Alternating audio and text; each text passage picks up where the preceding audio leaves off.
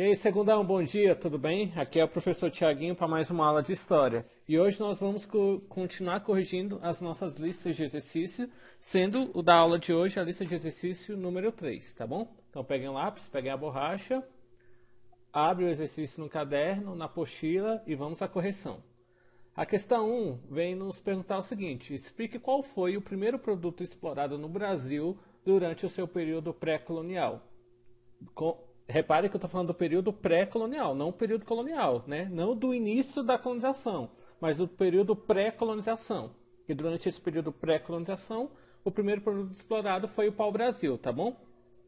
Logo depois, quando começa a colonização, é que o produto explorado vai ser o açúcar, tá bom? Aí não confundam, tá bom? Principalmente porque PAS, vestibular, gosta de fazer esses peguinhas.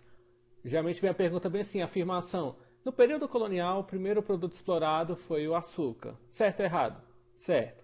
Aí vem a mesma pergunta. No período colonial, o primeiro produto explorado foi o pau-brasil. Certo ou errado? Errado, porque o pau-brasil foi no período pré-colonial. Questão 2. O que é uma colonização por exploração? A gente viu, né, os dois tipos de colonização, exploração e povoamento. E o que foi por exploração? Atribui-se como colonização de exploração um método, então, onde teria prevalecido os interesses mercantis. Por isso que começa somente lá no século XV e XVI, que é o auge do mercantilismo, né? De modo que a terra seria utilizada somente para dar lucros à metrópole. Então não era objetivo do sistema de colonização por exploração as pessoas residirem, fixarem, morarem nos territórios. Eles vão para esses territórios somente buscar recursos e levar de volta para a metrópole, tá bom? Esse tipo de colonização teria ocorrido principalmente nas colônias espanholas e portuguesas no continente americano, onde teriam fundamentado sua economia na extração de metais ou na produção de gêneros agrários para suprimir a falta de matérias-primas nos mercados europeus, tá bom? Até porque ninguém explorava o território europeu, né? Já que é o ambiente, o domínio, o território das grandes metrópoles. Questão 3. Explique qual era o interesse português na exploração do Brasil. Os interesses dos portugueses ao chegar ao Brasil era extrair o pau-brasil para utilizar como matéria-prima para pigmentos de roupas, né? Lembrando que era uma tinta de cor avermelhada no núcleo, o tronco, né, dessa árvore. Com o tempo, houve a exploração também da terra por meio da cultura da cana-de-açúcar e, posteriormente, os minérios e a pecuária. Sendo assim, então, a colonização brasileira foi de exploração. Questão 4. O que foi o sistema de capitanias hereditárias? Aí já tratando então da colonização do Brasil. As capitanias hereditárias foram um sistema de administração territorial criado pelo rei de Portugal, Dom João III, em 1534. Alô, só lembrando o seguinte, galera, para vocês não confundirem. Dom João III não é Dom João VI. O nome é o mesmo, mas a pessoa é diferente, tá? Dom João III seria, eu acho que vai ser o que na linha sucessória era o avô, o bisavô de Dom João VI, tá bom?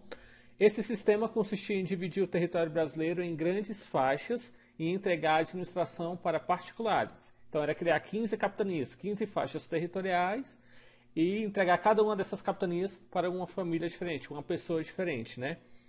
Essas pessoas eram principalmente nobres que tinham alguma relação com a coroa portuguesa, tá bom?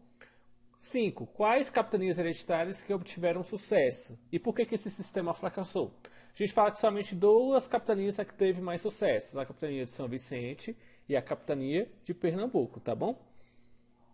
E por que esse sistema fracassou? O fracasso das capitanias está relacionado com múltiplos fatores. O primeiro deles é o isolamento, pois havia pouco contato entre as capitanias e a comunicação com a coroa era demorada.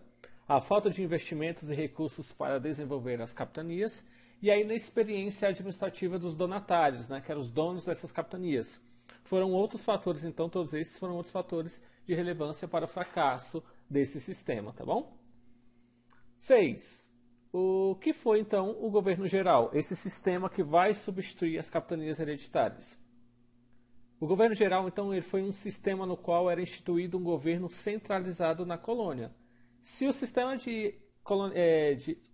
o sistema de capitanias hereditárias, a gente tinha uma divisão do governo, da administração do território, o governo geral nós tínhamos uma centralização dessa administração, tá bom? E que era administrado então por uma autoridade máxima, chamado governador geral. O primeiro governador geral, então, do Brasil vai se chamar Tomé de Souza. Tomé de Souza. Então, se por acaso alguém for no Nordeste, na Bahia, em alguns estados ali do norte do país, sempre vão encontrar uma rua, uma praça, alguma coisa com o nome de Tomé de Souza. E é justamente por causa desse primeiro cara que foi o primeiro governador geral do Brasil. Tá bom?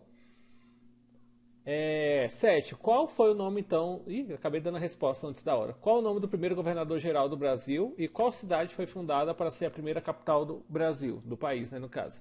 Então, como eu já disse, Tomé de Souza foi o nosso primeiro governador geral, uma espécie, entre muitas aspas, de presidente, tá bom? Ele era mais um administrador mesmo, tá bom?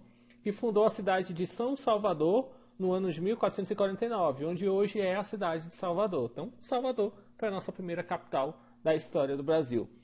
Só para a gente ter um pequeno spoiler da história do Brasil, após a cidade de Salvador, em 1783, a capital vai ser transferida para a cidade do Rio de Janeiro, né?